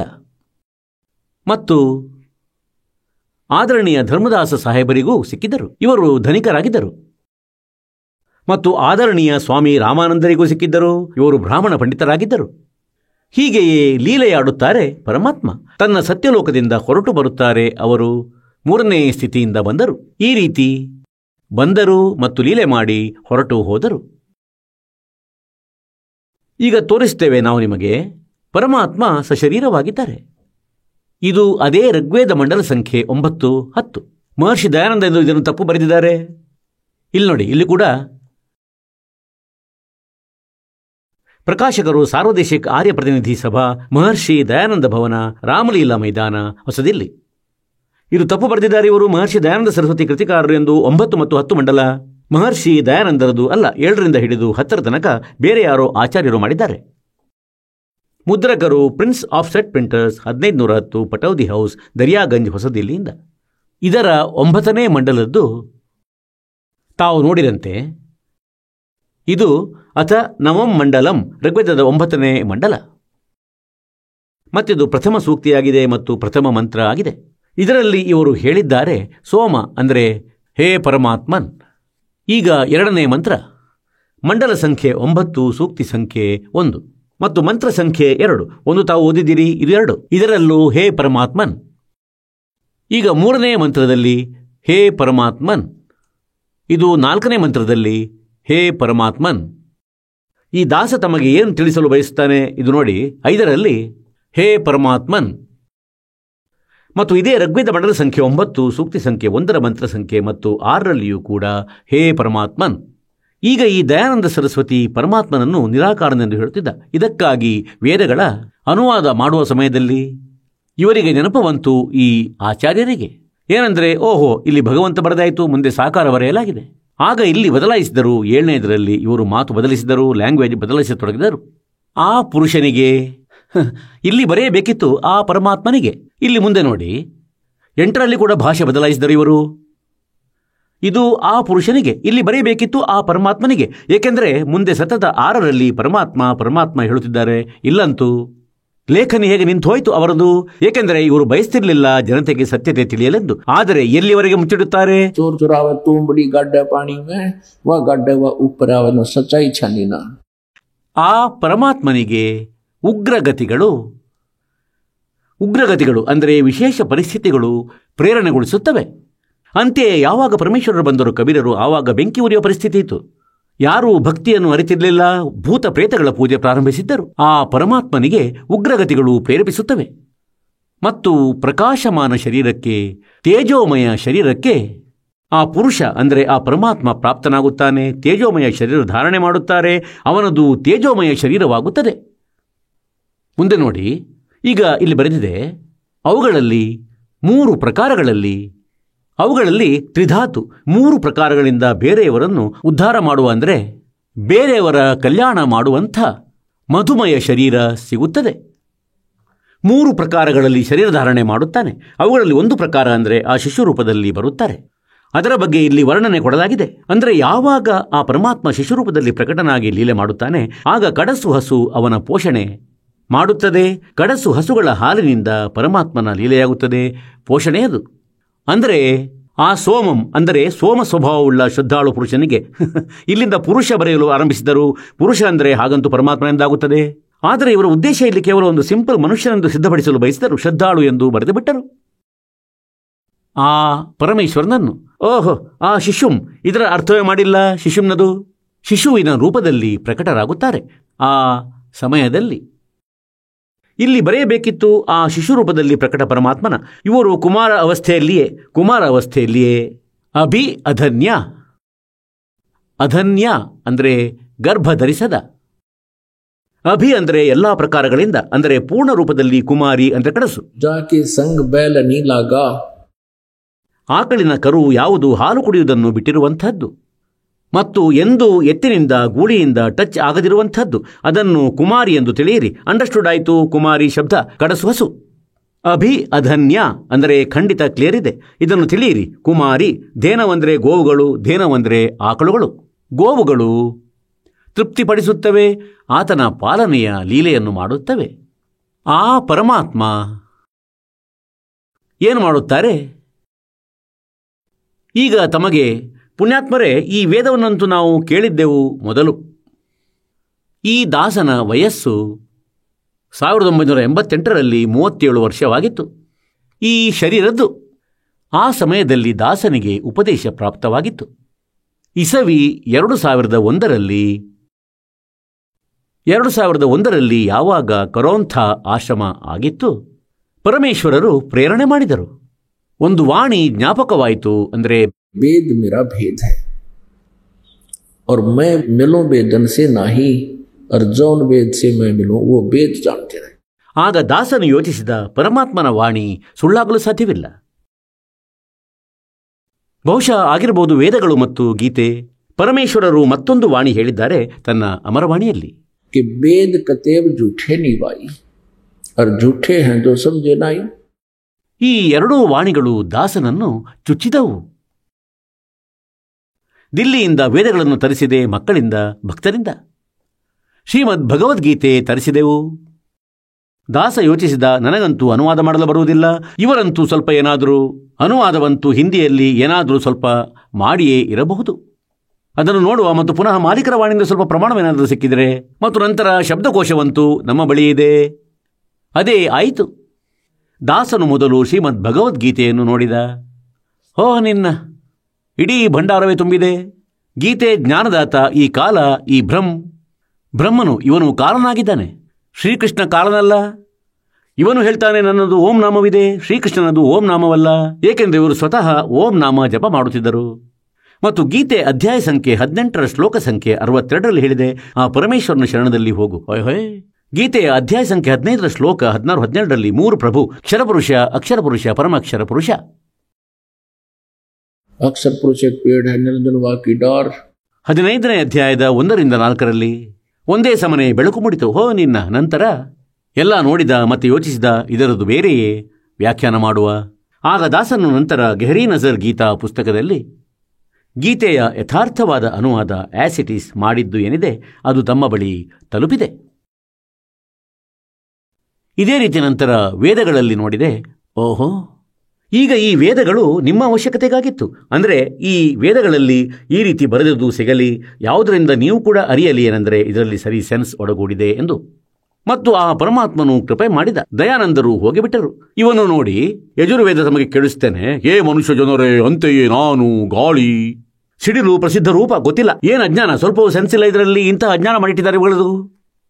ಮತ್ತು ನಂತರ ಇವರಿಗೆ ಸದ್ಬುದ್ಧಿ ಕೊಟ್ಟರು, ಈ ಆಚಾರ್ಯರಿಗೆ. ಶೇಷ ಉಳಿದವರಿಗೆ ಅವರು ಸರಿಯಾಗಿ ಅನುವಾದ ಮಾಡಿದರು. ಅದನ್ನು ತಮ್ಮ ಸಮಕ್ಷಮದಲ್ಲಿ ದಾಸನಿಡುತ್ತಾನೆ. ಅಂತೆಯೇ ಈ ಅನುವಾದ ದಾಸನೇನಾದರೂ ಮಾಡಿದಿದ್ದರೆ ತಾವಂತೂ ಖಂಡಿತ ಪುಣ್ಯಾತ್ಮರು. ಸಂತರ ಮಾತಿನ ಮೇಲೆ ವಿಶ್ವಾಸ ಇಡುತ್ತಲೇ ಬಂದಿರುವಿರಿ. ಈ ನಕಲಿಗಳ ಮೇಲೆ ಇಟ್ಟಿದ್ದೆವು ನಾವು ವಿಶ್ವಾಸವನ್ನು. ಆದರೆ ಅಲ್ಲಿಂದ ಇಲ್ಲಿಗೆ ಯಾರು ಬರುವರು? ಬಿಸಿ ಹಾಲಿನಿಂದ ನಾಲಿಗೆ ಸುಟ್ಟವನು ಮಜ್ಜಿಗೆಯನ್ನು ಕೂಡ ಊದಿ ಊದಿ ಕುಡಿಯುತ್ತಾನೆ. ಹಾಗೆ ಇಲ್ಲಿ ಬಂದವರಿಗೆ ಒಂದೊಮ್ಮೆ ದಾಸ ಈ ರೀತಿ ಹೇಳಿದರೆ, ಅಂದರೆ ಇದರ ಅನುವಾದ ತಪ್ಪು, ಹೀಗಾಗುತ್ತದೆ ಅಂದರೆ ಯಾರೂ ಒಪ್ಪುವುದಿಲ್ಲ. ತಮ್ಮನ್ನೂ ಅನ್ಯರು ಭ್ರಮಿತಗೊಳಿಸುತ್ತಾರೆ. ಹೇಗೆಂದರೆ, ಇಲ್ಲ, ತಮ್ಮ ಗುರುಗಳಂತೂ ಸಂಸ್ಕೃತವನ್ನು ತಿಳಿದೇ ಇಲ್ಲ. ಯಾಕೆಂದರೆ ಕಬೀರರಿಗೂ ಹೇಳುತ್ತಿದ್ದರು ಅನಕಲಿಗಳು. ಪರಮೇಶ್ವರ ಕಬೀರರ ಬಗ್ಗೆಯೂ ಹೇಳುತ್ತಿದ್ದರು. ಕಬೀರ ಏನು ಬಲ್ಲ ವೇದ ಮತ್ತು ಗೀತೆಯ ಬಗ್ಗೆ, ಏನು ಬಲ್ಲ ಪುರಾಣಗಳ ಬಗ್ಗೆ. ಇವನು ಸುಳ್ಳು ಹೇಳುತ್ತಾನೆ, ಏಕೆಂದರೆ ಇವನು ವಿದ್ಯಾವಂತನಲ್ಲ, ಇವನಿಗೆ ಅಕ್ಷರಜ್ಞಾನವಿಲ್ಲ, ಇವನಿಗೆ ಸಂಸ್ಕೃತ ಭಾಷೆ ತಿಳಿದಿಲ್ಲ. ಅವರದು ಆವಾಗಿನ ಮಾತಂತೂ ನಡೆಯಿತು, ಆಗಂತೂ ಅವರ ಬೇಳೆ ಬೆಂದಿತು. ಆದರೆ ಇಂದು ಪರಮಾತ್ಮನು ಎಲ್ಲ ಆಯುಧಗಳನ್ನು ಎತ್ತಿಟ್ಟುಕೊಂಡಿದ್ದಾರೆ.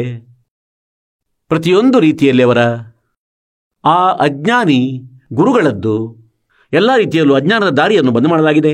ಈಗ ವೇದಗಳಲ್ಲಿ ಅನುವಾದ ಇವರೇ ಮಾಡಿರುವುದು ಇದೆ. ಮತ್ತು ಅದರಿಂದ ಸ್ಪಷ್ಟವಾಗಿದೆ ಏನೆಂದರೆ ಪರಮಾತ್ಮ ಸಾಕಾರನು, ಮತ್ತಿವರು ನಿರಾಕಾರ ಎಂದು ಡಂಗುರ ಬಾರಿಸುತ್ತಿದ್ದರು. ಅವನ ಹೆಸರು ಕಬೀರ ಆಗಿದೆ. ಇವರು ಅವುಗಳ ಅರ್ಥ ತಪ್ಪಾಗಿಸಿದ್ದಾರೆ. ಈಗ ನೋಡಿದಂತೆ ತಮಗೆ ಸ್ವಲ್ಪ ತೋರಿಸುತ್ತೇವೆ. ಇದು ಋಗ್ವೇದ ಮಂಡಲ ಸಂಖ್ಯೆ 9, 10. ಇದನ್ನೇ ಈಗ ನಿಮಗೆ ತೋರಿಸಲಾಗಿತ್ತು. ಅಲ್ಲಿಂದಲೇ ಪ್ರಕಾಶಿತವಾಗಿದೆ. ಋಗ್ವೇದ ಮಂಡಲ ಸಂಖ್ಯೆ 9, ಸೂಕ್ತಿ 86, 86ರ ಮಂತ್ರ 26. ಪುಣ್ಯಾತ್ಮರೇ, ಇದು ಸತ್ಯನಾರಾಯಣ ಕಥೆಯಾಗಿದೆ. ಎಷ್ಟು ಬಾರಿ ಓದಿದರೂ ಆತ್ಮ ಸಂತೋಷಗೊಳ್ಳಬೇಕು. ಪರಮಾತ್ಮನ ಕಥೆ ಕೇಳುವುದರಿಂದಲೂ ಪುಣ್ಯ ಬಹಳವಾಗುತ್ತದೆ. 26ನೇ ಶ್ಲೋಕದಲ್ಲಿದೆ, ಇದು ಕಬೀರ್ ಅತ್ಯೌ. ಕಬೀರ ಸ್ಪಷ್ಟವಾಗಿ ಬರೆಯಲಾಗಿದೆ. ನಾವು ಇದನ್ನು ಕಬೀರ ಎನ್ನುತ್ತೇವೆ. ಕಬೀರ ಯಜ್ಞವನ್ನು ಮಾಡುವ ಯಜಮಾನರಿಗಾಗಿ ಪರಮಾತ್ಮ, ಯಜ್ಞ ಅಂದರೆ ಧಾರ್ಮಿಕ ಅನುಷ್ಠಾನ ಮಾಡುವವರು, ಯಜಮಾನ ಅಂದರೆ ಸಾಧಕರು, ಅಂದರೆ ಭಕ್ತರಿಗಾಗಿ ಪರಮಾತ್ಮ ಎಲ್ಲ ದಾರಿಗಳನ್ನು ಸುಗಮಗೊಳಿಸುತ್ತಾ ಅವರ ವಿಘ್ನಗಳನ್ನು ಮರ್ದನಗೊಳಿಸುತ್ತಾರೆ, ಅವರ ಎಲ್ಲ ಸಂಕಟಗಳನ್ನು ನಾಶ ಮಾಡುತ್ತಾರೆ, ಅವರನ್ನು ಪವಿತ್ರಗೊಳಿಸುತ್ತಾರೆ ಮತ್ತು ತನ್ನ ರೂಪವನ್ನು. ಹೀಗಾದರೆ ಪರಮಾತ್ಮ ನಿರಾಕಾರನಾದ್ದೇನು? ಇವನು ಸಾಕಾರನು. ತನ್ನ ರೂಪವನ್ನು ಸರಳಗೊಳಿಸುತ್ತಾ, ಏಕೆಂದರೆ ಸತ್ಯಲೋಕದಲ್ಲಿ ಪರಮಾತ್ಮನ ರೂಪವೆಂದಿದೆ, ಮನುಷ್ಯ ಸದೃಶವಾಗಿದೆ. ಅವನ ಒಂದು ರೋಮಕೂಪದಲ್ಲಿ ಕೋಟಿ ಸೂರ್ಯರು ಕೋಟಿ ಚಂದ್ರರು ಸೇರಿಸಿದಷ್ಟು ಪ್ರಕಾಶವಿದೆ. ಒಂದೊಮ್ಮೆ ಅವರು ಇದ್ದ ಹಾಗೆ ಬಂದರೆ ಪರಮಾತ್ಮ ಆಸ್ ಇಟ್ ಈಸ್, ನಾವಂತೂ ಏನನ್ನು ನೋಡಲಾರೆವು, ಈ ಸೂರ್ಯ ಕೂಡ ಕಾಣಲಾರನು. ಇಷ್ಟು ಪ್ರಕಾಶವಿದೆ ಪರಮಾತ್ಮನದು. ತನ್ನ ರೂಪವೇನಿದೆ ಅದನ್ನು ಸರಳೀಕರಿಸುತ್ತಾ, ಈಗ ಗರೀಬ್ ದಾಸ್ ಸಾಹೇಬರಿಗೆ ಪರಮಾತ್ಮನ ಸಾಕ್ಷಾತ್ಕಾರವಾಗಿತ್ತು. ಶ್ರೀ ನಾನಕ ಸಾಹೇಬರಂತೆ ಅವರು ಬ್ರಹ್ಮವೇದಿಯಲ್ಲಿ ಹೇಳಿದಾರೇನೆಂದರೆ, ತೇಜ್ ಪೂಂಜ್ ಅನ್ಯ ತಂಧರ್ಕರ್ ಇಸಿ ವಿಧಾಮಕ್ಕೂ ಭೇಟಿ. ಈ ರೀತಿ ನಮಗೆ ಸಿಗುತ್ತಾರೆ. ತನ್ನ ರೂಪವನ್ನು ಸರಳಗೊಳಿಸುತ್ತಾ ಆ ಕಾಂತಿಮಯ ಪರಮಾತ್ಮ. ಇಲ್ಲಿ ಇವರು ಅರ್ಥ ತಪ್ಪು ಮಾಡಿದ್ದಾರೆ. ಇಲ್ಲಿ ಇವರು ಕವೀರ ಸರ್ವಜ್ಞ ಮಾಡಿದ್ದಾರೆ. ಕವಿಹಿ ಕವಿರನ ಅರ್ಥ. ಇದರ ಅರ್ಥ ಇವರು ಇದನ್ನಂತೂ ಇದರ ಸಂಧಿ ವಿಂಗಡಣೆ ಮಾಡಿದ್ದಾರೆ ಮತ್ತು ಅರ್ಥ ಮಾಡಿದ್ದಾರೆ ಸರ್ವಜ್ಞ. ಯಾರೂ ಕೂಡ ಕವಿ ಸರ್ವಜ್ಞ ಆಗುವುದಿಲ್ಲ. ಈಗ ಈ ಭ್ರಮೆಯನ್ನು ಸರಿಸಬೇಕಾಗುವುದು ಮೊದಲು. ಇದು ನೋಡಿರಂತೆ ಯಜುರ್ವೇದ ಈ ಯಜುರ್ವೇದವನ್ನು ನೋಡಿದಂತೆ ಮಹರ್ಷಿ ದಯಾನಂದ ಸರಸ್ವತಿ ಮುಖೇನ ಇದರ ಅನುವಾದ ಮಹರ್ಷಿ ದಯಾನಂದರೇ ಮಾಡಿದ್ದಾರೆ ಯಜುರ್ವೇದದ್ದು. ಇದು ಖಂಡಿತ ಸರಿಯಾಗಿದೆ. ಇದಾಗಿದೆ ಯಜುರ್ವೇದ ಭಾಷೆ ಮತ್ತು ಷಟ್ತ್ರಿಶೋ ಅಧ್ಯಾಯ, ಅಂದರೆ 36ನೇ ಅಧ್ಯಾಯ. ಇದರ ಪ್ರಥಮ ಮಂತ್ರದಲ್ಲಿ ಮತ್ತು ಪ್ರಥಮ ಮಂತ್ರದಲ್ಲಿಯೇ ರುಚಂ ವಾಚಂ ಪ್ರಪದ್ಯೆ ಮನೋ ಯಜುಹು ಪ್ರಪದ್ಯೆ. ಈಗ ಇದನ್ನು ಯಜುರ್ ಹೇಳಿ, ಬೇಕಾದರೆ ಯಜು ಹೇಳಿ, ಅಂತೆಯೇ ಇದು ಯಜುರ್ವೇದವಾಗಿದೆ. ಇದು ನೋಡಿ, ಈ ರ ತೆಗೆದು ಬಿಟ್ಟು ಇಲ್ಲಿ ಉಪಸರ್ಗ ಕೂಡ ಸೇರಿಸಬಹುದು ಮತ್ತು ಇದು ಯಜುರ್ವೇದ, ಮತ್ತು ಇದನ್ನು ಯಜುರ್ವೇದ ಅಂತಲೇ ಹೇಳಬೇಕಾಗಿದೆ. ಒಂದೊಮ್ಮೆ ಹೀಗೆ ಕೂಡ ಬರೆದಿರಬಹುದು. ಅಂತೆಯೇ ಈಗ ಪ್ರಮಾಣ ನೀಡುತ್ತಿದ್ದೇವೆ.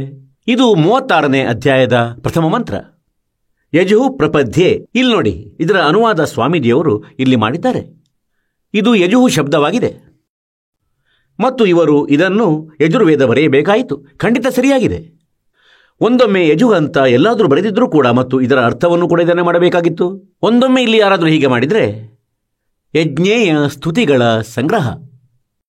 ಆಗ ಹೇಗೆ ತಿಳಿದಾನು ಇದೇನು ವಸ್ತು ಅಥವಾ ಇದರದು ಏನೋ ಬೇರೆ ಅರ್ಥ ಮಾಡುತ್ತಿದ್ದರು. ಅಂತೆಯೇ ಕಬೀರನ ಮಾಡಿದರೂ ಅವರು ಸರ್ವಜ್ಞ, ಅದು ಆಗುವುದೇ ಇಲ್ಲ. ಮತ್ತಿಲ್ಲಿ ಇದರ ಅರ್ಥವನ್ನು ಬೇರೇನೋ ಮಾಡಿಬಿಟ್ಟರೆ ಒಂದು ವೇಳೆ ಪೂಜೆ ಅಂತಲೂ ಬರೆಯಬಹುದು. ಯಜು ಅಂದರೆ ಪೂಜೆ ಅಲ್ಲವೇ? ಹಾಗಾದರೆ ಎಲ್ಲಿ ಹುಡುಕುವುದು ಆ ಯಜುರ್ವೇದ? ಮತ್ತು ಬರೆಯಬೇಕಿತ್ತು ಯಜುರ್ವೇದದ ಮಹಿಮೆ, ಏಕೆಂದರೆ ಯಜುರ್ವೇದದ ಮಹಿಮೆ ಹೇಳಲಾಗುತ್ತಿದೆ. ಹಾಗಾಗಿ ಇಲ್ಲಿ ಯಜುವಿನ ಅರ್ಥ ಕೂಡ ಯಜುರ್ವೇದ ಎಂದು ಬರೆಯುವ ಯಾರಿಗೆ ಸರಿಯಾದ ಜ್ಞಾನವಿದೆ. ಮೂರ್ಖರು ಬೇಕಾದರೆ ಏನಾದರೂ ಮಾಡಲಿ. ಇವನು ಇಲ್ಲಿ ವಿಚಲಿತನಾಗಿರಲಿಲ್ಲ ದಯಾನಂದ. ಇವನು ಇಲ್ಲಿ ಯಜುರ್ವಿನ ಅರ್ಥ ಯಜುರ್ವೇದ ಬರೆಯಬೇಕಾಯಿತು. ಇದೇ ರೀತಿ ಈಗ ಪುಣ್ಯಾತ್ಮರೇ, ಈ ವಿದ್ಯೆಯ ಒಂದೊಮ್ಮೆ ತಮಗೆ ಯಾವುದೋ ಪುಣ್ಯವಿದೆ, ಲಾಭವಿದೆ, ಯಾವುದೋ ಬೆನಿಫಿಟ್ ಇದೆ ಅಂದರೆ ಇದೇ ಆಗಿದೆ. ತಾವು ಪರಮಾತ್ಮನನ್ನು ಸ್ವತಃ ಅರಿಯುವಿರಿ. ಇಲ್ಲಿಯವರೆಗೆ ಈ ನಕಲಿ ಗುರುಗಳು ನಮ್ಮನ್ನು ಮೂರ್ಖರನ್ನಾಗಿ ಮಾರಿಟ್ಟಿದ್ದರು. ಯಾವುದೇ ತಲೆ ಬುಡ ನಮಗೆ ಹೇಳ್ತಿರಲಿಲ್ಲ ಮತ್ತು ನಾವು ಇವರ ಮೇಲೆ ವಿಶ್ವಾಸವಿಟ್ಟು ನಮ್ಮ ಜೀವನ ವ್ಯರ್ಥ ಮಾಡಿದೆವು. ನಮ್ಮ ಪೂರ್ವಜರನ್ನು ಇವರು ಭೂತಗಳನ್ನಾಗಿ ಮಾಡಿಟ್ಟರು ಎಲ್ಲರನ್ನೂ. ಮತ್ತು ನಂತರ ಅವರಿಗೆ ಹೇಳತೊಡಗಿದರು, ನಿಮ್ಮ ತಂದೆಯವರು ದುಃಖಿಯಾಗುತ್ತಿದ್ದಾರೆ ಮತ್ತು ಅವರಿಗೆ ಸ್ವರ್ಗದಲ್ಲಿ ಅನಾನುಕೂಲ ಆಗುತ್ತಿದೆ. ಹೇಳ್ತಾರೆ ಸ್ವರ್ಗಕ್ಕೆ ಹೊರಟು ಹೋದರು ಮತ್ತು ನಿಮ್ಮ ತಂದೆಯವರು ಹಸಿದುಕೊಂಡಿದ್ದಾರೆ. ಆ ಬ್ರಾಹ್ಮಣ ಗುರುಗಳು ಹೇಳುತ್ತಿದ್ದರು, ಏನೆಂದರೆ ಅವರಿಗೆ ಆಕಳಿನ ಅಗತ್ಯವಿದೆ. ಒಂದು ಹಸು, ಕರೆಯುವ ಹಸು, ಅಂದರೆ ಹಾಲು ಕರೆಯುವಂಥ ಹಸು ಬೇಕು. ಈಗ ಶ್ರದ್ಧಾಳು ಇದನ್ನು ಯೋಚಿಸ್ತಾರೆ, ಸೋದರ ತಂದೆಯವರು ಇಡೀ ಆಯಸ್ಸು ನಮಗಾಗಿ ಎಷ್ಟೊಂದು ದುಡಿದರು. ತಂದೆ ತಾಯಿ ಏನು ನಾವೊಂದು ಹಸು ಕೊಡಲಾಗದೆ ಅವನಿಗೆ? ತಮ್ಮ ಮಕ್ಕಳ ಬಾಯಿಯಿಂದ ಹಾಲು ಕಿತ್ತುಕೊಂಡು ಈ ನಕಲಿಗಳಿಗೆ ಇವರು ಕೊಡುತ್ತಿದ್ದರು. ಮತ್ತು ಅವರು ನಂತರ ಹಾಲನ್ನು ಸ್ವತಃ ಕುಡಿಯುವರು ಪರಿವಾರದವರು. ಮತ್ತಿವರು ಹೇಳುವರು, ಸ್ವರ್ಗದಲ್ಲಿ ನಿಮ್ಮ ತಂದೆಗೆ ಸಿಕ್ಕಿತು. ಒಳ್ಳೆಯ ವ್ಯಕ್ತಿಗಳೇ. ಮತ್ತು ಸ್ವರ್ಗದಲ್ಲೇನಿದೆ? ಸ್ವರ್ಗದಲ್ಲಿ ಹಾಲೇ ಇಲ್ಲವೋ? ಹಾಗಾದರೆ ಇಂತಹ ಸ್ವರ್ಗಕ್ಕೆ ಯಾಕೆ ಆತುರೆಯಬೇಕು? ಅಲ್ಲಿ ಹಾಲೇ ಸಿಗುವುದಿಲ್ಲವಾದರೆ ಅಥವಾ ಬಟ್ಟೆ ಸಿಗದಿದ್ದರೆ 5 ಬಟ್ಟೆಗಳನ್ನು ಕೊಡಿ ನಮಗೆ, ನಿಮ್ಮ ತಂದೆಯವರ ಬಳಿ ತಲುಪುವು. ಒಂದು ಬಾರಿ ಪರಮಾತ್ಮ ಕಬೀರರು ಗಂಗೆಯ ತೀರಕ್ಕೆ ಹೋದರು. ಅಲ್ಲಿ ಬನಾರಸ್ನಲ್ಲಿ ಒಂದು ಸ್ನಾನದ ಸ್ಥಾನವಿತ್ತು. ಅಲ್ಲಿ ಬ್ರಾಹ್ಮಣ ಜನರು ಮತ್ತು ಅನ್ಯರು, ಅವರಿಂದ ಭ್ರಮಿತ ವ್ಯಕ್ತಿಗಳು ಗಂಗೆಯ ಜಲವನ್ನು ಎತ್ತುವರು ಮತ್ತು ಹೀಗೆ ಮಾಡಿ ಹೀಗೆ ಗಂಗೆಯಲ್ಲಿಯೇ ಹಾಕುತ್ತಿದ್ದರು. ಮತ್ತು ಇಲ್ದಿದ್ರೆ ಸ್ವಲ್ಪವೇ ಹೊರಗಿನಿಂದ ತಂದು ಮೆಟ್ಟಿಲುಗಳ ಮೇಲೆ ನಿಂತು ಸೂರ್ಯನೆಡೆ ಮುಖ ಮಾಡಿ ಹಾಕುತ್ತಿದ್ದರು. ಆಗ ಪರಮಾತ್ಮ ಕೇಳಿದರು, ನೀವು ಏನು ಮಾಡುತ್ತಿದ್ದೀರಿ ಭಕ್ತರೇ? ಋಷಿಗಳೇ, ಬ್ರಾಹ್ಮಣರೇ, ನೀವು ಏನು ಮಾಡುತ್ತಿದ್ದೀರಿ? ಹೇಳತೊಡಗಿದರು, ನಾವು ನಮ್ಮ ಪಿತೃಗಳಿಗೆ ಸ್ವರ್ಗದಲ್ಲಿ ಜಲ ಕಳುಹಿಸುತ್ತಿದ್ದೇವೆ. ಬಹಳವಾಗಿ ನಕ್ಕು ಪರಮಾತ್ಮ ಹೇಳಿದರು, ಹೌದೇನೋ? ಎಷ್ಟೋ ಲಕ್ಷ ಲಕ್ಷ ಕೋಟಿ ಹರದಾರಿಗಳಷ್ಟು ದೂರ ಇರುವ ನಿಮ್ಮ ದೇವತೆಗಳಿಗೆ, ಪಿತೃಗಳಿಗೆ ಈ ಜಲ ಸಿಗುವುದೇನು? ಹೇಳಿದರು, ಆಗ ಪರಮಾತ್ಮ ಕೂಡ ನೀರಿಗೆ ಇಳಿದರು ಧೋತಿಯನ್ನು ಕಟ್ಟಿಕೊಂಡು ಗಂಗೆಯಲ್ಲಿ, ಮತ್ತು ನೀರನ್ನು ಮೆಟ್ಟಿಲುಗಳ ಮೇಲೆ ಎಸೆಯಲು ಪ್ರಾರಂಭಿಸಿದರು. ಗಂಗೆಯದು ಮತ್ತು ಹೆಚ್ಚೆಚ್ಚು ನೀರು ಹಾಕತೊಡಗಿದರು. ಕೆಲವರು ಕೇಳಿದರು, ಕಬೀರ, ಏನು ಮಾಡುತ್ತಿರುವಿರಿ ತಾವು? ಹೇಳಿದರು, ಅಲ್ಲಿ ನಾನು ನನ್ನ ಗುಡಿಸಲ ಬಳಿ ಒಂದು ತೋಟವನ್ನು ಮಾಡಿಟ್ಟಿದ್ದೇನೆ. ಅದರಲ್ಲಿ ಚಿಕ್ಕ ಚಿಕ್ಕ ಗಿಡಗಳಿವೆ, ಅವುಗಳಿಗೆ ನೀರು ಕಳುಹಿಸ್ತಿರುವೆನು. ಆಗ ಅವರು ಹೇಳಿದರು, ಅರೆ ಮೂರ್ಖ, ಅಲ್ಲಿಗೆ ಹೇಗೆ ನೀರು ಹೋಗುವುದು? ಎಲ್ಲ ಇಲ್ಲೇ ತಾನೇ ಬೀಳುತ್ತಿದೆ, ಅಲ್ಲಿ ತನಕ ಹೇಗೆ ಹೋಗುವುದು? ನಿಮ್ಮ ಪಿತೃಗಳ ಬಳಿ ಕೋಟಿ ಕಿಲೋಮೀಟರ್ನಷ್ಟು ದೂರ ಹೊರಟು ಹೋಗುವುದಾದರೆ ನನ್ನದು ಕೇವಲ 2 ಕಿಲೋಮೀಟರ್ನಷ್ಟು ದೂರ ಹೋಗಲಾರದೆ. ಮೂರ್ಖನನ್ನಾಗಿಸುತ್ತೀರಿ, ನನ್ನನ್ನಂತೂ ಮೂರ್ಖನನ್ನುತ್ತೀರಿ, ಮತ್ತು ಮೂರ್ಖರು ನೀವು ತಾವು. ಹಾಗಾಗಿ ಪುಣ್ಯಾತ್ಮರೇ, ಈ ಪರಮೇಶ್ವರ ಪೂರ್ಣ ಬ್ರಹ್ಮ, ಇವರು ಬಂದು ಯಥಾರ್ಥ ಜ್ಞಾನ ನೀಡಿದರು. ಈಗ ತಾವು ನೋಡಿ, ಈಗ ಪರಮೇಶ್ವರ ಮಹಿಮೆ ಎಲ್ಲಿ ಓದುವಿರಿ? ಅಲ್ಲಿ ಕವಿ ಶಬ್ದ ಕೂಡ ಇವರು ಬರೆದಿದ್ದಾರೆ.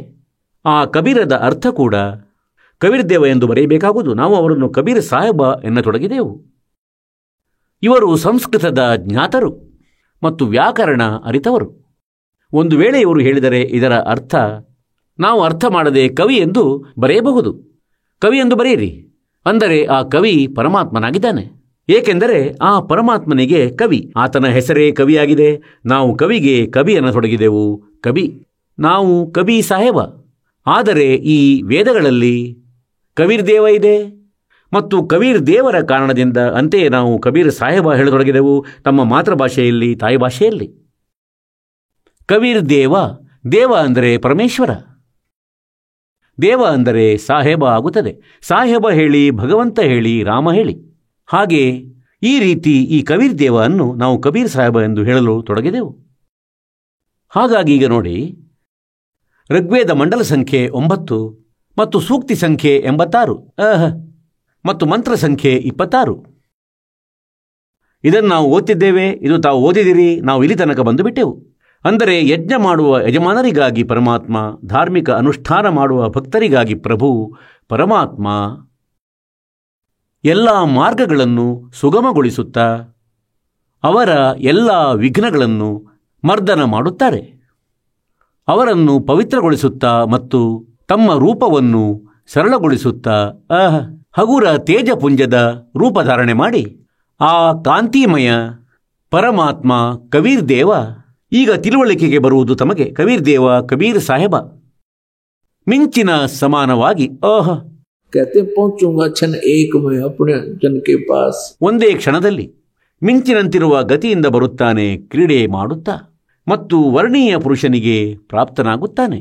ವರ್ಣೀಯ ಅಂದರೆ ಶ್ರೇಷ್ಠ, ದೃಢ ಭಕ್ತನಿಗೆ. ಮುಂದೆ ನೋಡಿ, ಈಗ 27ನೇ ಶ್ಲೋಕದಲ್ಲಿ ಋಗ್ವೇದ ಮಂಡಲ ಸಂಖ್ಯೆ 9 ಸೂಕ್ತಿ ಸಂಖ್ಯೆ 86ರ ಮಂತ್ರ 26 ಓದಿದ್ದಾಯಿತು. ಈಗ 27 ಓದೋಣ. ಇವರು ನಿರಾಕಾರ ನಿರಾಕಾರ ಮಾಡುತ್ತಾರೆ ಅಜ್ಞಾನಿಗಳು. ಇದರಲ್ಲಿ ಬರೆದಿದೆ, ಆ ಪರಮಾತ್ಮ ದ್ಯೂಲೋಕದ 3ನೇ ಸ್ಥಾನದಲ್ಲಿ ಇರುತ್ತಾನೆ, ಕುಳಿತಿದ್ದಾನೆ, ವಿರಾಜಮಾನನಾಗಿದ್ದಾನೆ. ಅಂದರೆ ಒಂದು ಸ್ಥಾನೀಯನು ಮೇಲೆ ಸತ್ಯಲೋಕದಲ್ಲಿ ಕುಳಿತಿದ್ದಾನೆ, 3ನೇ ಲೋಕದಲ್ಲಿ. ಈಗ ಋಗ್ವೇದ ಮಂಡಲ ಸಂಖ್ಯೆ 9 ಸೂಕ್ತಿ ಸಂಖ್ಯೆ 82ರ ಇದನ್ನು ನೋಡಿರಂತೆ 1, 2, 3 ಇದರಲ್ಲಿ ಇನ್ನಷ್ಟು ಕ್ಲಿಯರ್ ಮಾಡಲಾಗಿದೆ. ಮತ್ತು ಈ 1ನೇ ಮಂತ್ರ ಇಲ್ಲಿದೆ. ಋಗ್ವೇದ ಮಂಡಲ ಸಂಖ್ಯೆ 9 ಸೂಕ್ತಿ 82ರ ಮಂತ್ರ 1. ಆ ಸರ್ವೋತ್ಪಾದಕ ಪ್ರಭು ಪ್ರಕಾಶ ಸ್ವರೂಪ ಇಲ್ಲಿ ಅರುಷಃ ಇದರ ಅರ್ಥವಾಗಿದೆ ತೇಜೋಮಯ ಶರೀರಯುಕ್ತ, ಸದ್ಗುಣಗಳ ವೃಷ್ಟಿ ಮಾಡುವಾತ, ಪಾಪಗಳ ನಾಶ ಮಾಡುವಾತ, ಪಾಪಗಳ ಹರಣ ಮಾಡುವವನು.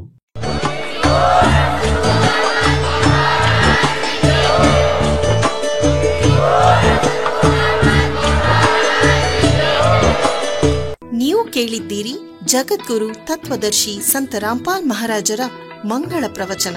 ಹೆಚ್ಚಿನ ಮಾಹಿತಿಗಾಗಿ ವಿಸಿಟ್ ಮಾಡಿ ನಮ್ಮ ವೆಬ್ಸೈಟ್ www.jagadguru-rampalji.org. ಸಂತ ರಾಮ್ಪಾಲ್ ಮಹಾರಾಜರ ಶುಭ ಆಶೀರ್ವಾದದಿಂದ ಇಡೀ ವಿಶ್ವದಲ್ಲಿ 500ಕ್ಕೂ ಹೆಚ್ಚು ನಾಮದೀಕ್ಷಾ ಕೇಂದ್ರಗಳಿವೆ. ಇದರಲ್ಲಿ ಸಂತ ರಾಮ್ಪಾಲ್ ಮಹಾರಾಜರಿಂದ ನಿಶುಲ್ಕವಾಗಿ ಆನ್ಲೈನ್ ನಾಮದೀಕ್ಷೆ ಕೊಡಲಾಗುತ್ತಿದೆ.